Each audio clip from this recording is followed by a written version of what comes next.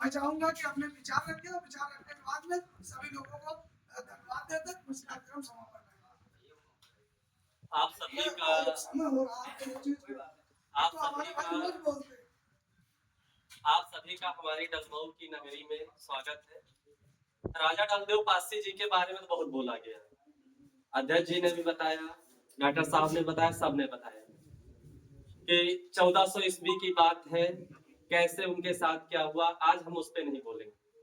आज हम जो बोलने का काम करेंगे, ये जो हमारी धरोहर है, जिसकी वजह से डलमऊ का अस्तित्व है, आज उस पे संकट मंडरा रहा है और कैसे मंडरा रहा है वो उस पर मैं थोड़ा सा प्रकाश डालने का काम करूंगा। अभी तक जो डलमऊ की नगरी थी वो ऐतिहासिक नगरी थी, लेकिन विगत 4 वर्षों से 5 वर्षों से जब से यह सरकार आई है तब से इसको धार्मिक नगरी की तरफ कन्वर्ट किया जा रहा है।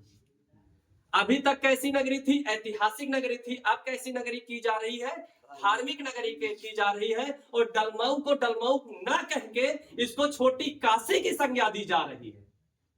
अब संज्ञा इसलिए दी जा रही डलमऊ को छोटी काशी की कि जो अनएजुकेटेड लोग हैं, जिसको भी डॉक्टर साहब ने कहा कि पाखंडवाद, जो पाखंडवादी है, जो धार्मिक है, वो कहेगा अच्छा डलमऊ है, डलमऊ को छोटी काशी कहा जा रहा है, तो ठीक है, डलमऊ नहीं कहा जाएगा, कोई बात नहीं, छोटी काशी तो कहा जाएगा।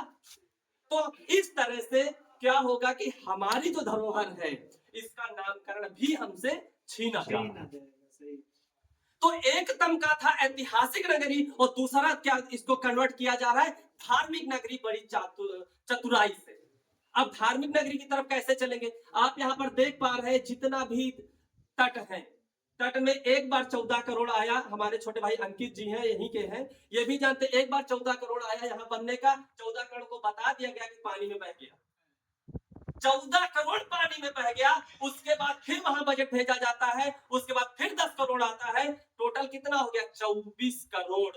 और 24 करोड़ से सिर्फ डलमऊ के घाटों का सुंदरीकरण किया जाता है। क्या यह डलमऊ का किला, जो डलमऊ गंगा नदी के तट पर स्थित, बिल्कुल तट पे स्थित है, आप लाइव के माध्यम से दिखा भी सकते हैं कि बिल्कुल घाट के तटों से भी ज्यादा नजदीक पे स्थित है, इसके सुंदरीकरण का कोई काम नहीं किया जाता।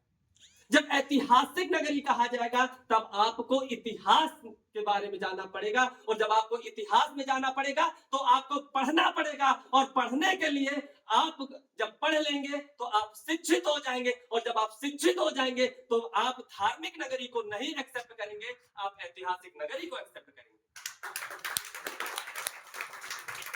तो यहां पे क्या हो रहा है, यहां पर जब हम धार्मिक नगरी की तरफ ले जाएंगे, जो हमारे समाज का पढ़ने वाला युवा है, वो चाहे जिस समाज का पढ़ने वाला युवा है, धार्मिक नगरी की तरफ जाएगा तो उसको क्या करना पड़ेगा? मेहनत नहीं करना पड़ेगा। एक वर्ग विशेष आएगा, वो बिठाएगा, पूजा पाठ करवाएगा, और हम आपको फिर बेवकूफ बनाएगा, और बेवकूफ बनाता आया है, बेवकूफ बनाता हुआ जाएगा। लेकिन जब हम ऐतिहासिक नगरी की तरफ चलेंगे तो हमको पढ़ना पड़ेगा, और पढ़ने के लिए जो वो आक्रांता थे जिन्होंने संस्कृत में हर चीजों का अनुवाद किया, संस्कृत में हर चीजें लिखी, उनकी एक चाल थी कि अगर हम संस्कृत में लिख देंगे तो यहाँ का जितना भी शूद्र समाज का है, जो भी अन्य समाज का इंसान है, वो संस्कृत पढ़ नहीं पाएगा। और आप सब जानते हैं कि संस्कृत में ऐसे ऐसे शब्द हैं कि एक एक शब्दों के अनेकों शब्द होते हैं।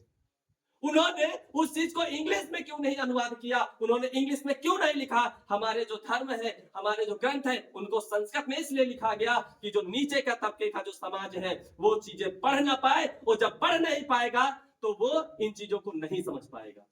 आप जानते हैं हिंदी सिर्फ भारत की लैंग्वेज है, वो भी भारत में सब जगह नहीं बोली जाती, लेकिन जो इंग्लिश है वो इंटरनेशनल लैंग्वेज है। आप सब लोग जानते हैं, अभी जितने लोगों के यहाँ अगल बगल के लोग विदेशों में, आप जानते हैं कि अगर हमको विदेश में भी जाना है तो वहां क्या, इंग्लिश एक ऐसी भाषा है जिसके माध्यम से हम संपूर्ण विश्व में सर्वाइव कर सकते हैं। अगर हम अमेरिका में है, हमको पानी चाहिए तो हम भारत में पानी कहेंगे ना। अगर आप इसी भारत में तमिलनाडु चले जाइए तो क्या पानी कहेंगे तो आपको मिलेगा? नहीं मिलेगा। ये हम आपको हमेशा नीचा दिखाने के लिए हम उनकी गुलामी करते रहे, इसलिए उन्होंने ऐसी भाषा चुनी, संस्कृत को चुना, जिससे हम क्या कर सके, हम चीजें उनकी न समझ पाए। और हम लोगों को, बाबा साहब ने कहा था कि शिक्षा वह शेरनी का दूध है, इसे जो जितना पिएगा वो उतना दहाड़ेगा। मैं उसमें एक शब्द और जोड़ना चाहता हूँ कि अंग्रेजी शिक्षा वह शेरनी का दूध है, इसे जो जितना पिएगा वो उतना ही दहाड़ेगा। तो आप सभी लोग बहुत फिर कभी बैठ के बात होंगी। तो आप सभी लोग थोड़ा सा ऐतिहासिक परिप्रेक्ष्य नगर दलमऊ का और धार्मिक परिप्रेक्ष्य देखिएगा। तो जब धार्मिक परिप्रेक्ष्य में आज विगत 4 वर्षों से यहाँ धार्मिक मेला लगने लगा है और वहां लोग बहुत आते हैं, तो आप सभी लोग ऐतिहासिक और धार्मिक नगरी पे थोड़ा सा मंथन करिए, अपने बच्चों को शिक्षा की ओर ले जाइए, और जब शिक्षित हो जाएंगे तो किसी को कुछ बताने की जरूरत नहीं पड़ेगी अध्यक्ष जी, और हम लोग और आगे बढ़ते रहेंगे। एक बार पुनः आप सभी का आए हुए दूर दराज से बड़े भाइयों का, बुजुर्गों का, अध्यक्ष जी का, चाचा जी का, डॉक्टर साहब का, आप सभी जिनका मैं नाम नहीं ले पा रहा हूँ, हमारे छोटे भाई अंकित, आप भी हमारे बगल में आ जाए अंकित जी।